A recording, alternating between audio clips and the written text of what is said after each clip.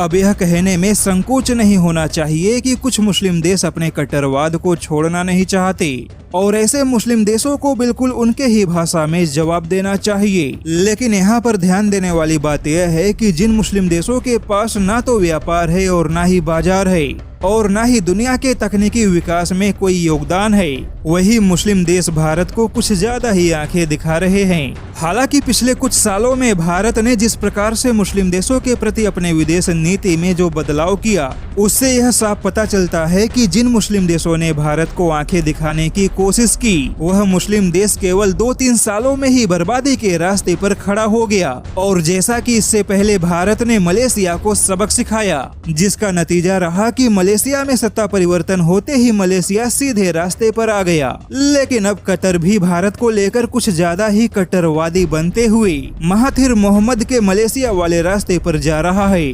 दरअसल पिछले 1 महीने में कट्टरवाद को लेकर कतर के दिग्गज नेता तुर्की के बहकावे में आ गए और अचानक से कतर और पाकिस्तान के बीच में रक्षा संबंधों को मजबूत बनाने और द्विपक्षीय संबंधों को मजबूत बनाने की कवायद तेज हो गई, जिसे लेकर दावा किया जा रहा है कि तुर्की के बहकावे में आकर कतर के दिग्गज नेता भारत विरोधी अभियानों और मंचों को मजबूत बनाने के लिए निकल पड़े। यानी कि तुर्की कतर के कंधे पर बंदूक रख भारत को अरब देशों में चोट पहुंचाने की तैयारी में है। और यह बिल्कुल वैसा ही हो रहा है जैसा कि कभी तुर्की ने महाथिर मोहम्मद के समय में मलेशिया और पाकिस्तान के साथ मिलकर भारत विरोधी मंच बनाने की कोशिश की, लेकिन भारत ने इस मंच को बनने से पहले ही तोड़ दिया और अब तुर्की कतर के माध्यम से एक बार फिर से खुद को खलीफा बनाने के सपने को आगे बढ़ाना चाहता है। ऐसे में अब यह तय है कि अगर कतर जल्द ही सही रास्ते पर नहीं आया तो कतर भी दिवालिया होने की लिस्ट में तुर्की और पाकिस्तान के ही पीछे खड़ा दिखाई देगा।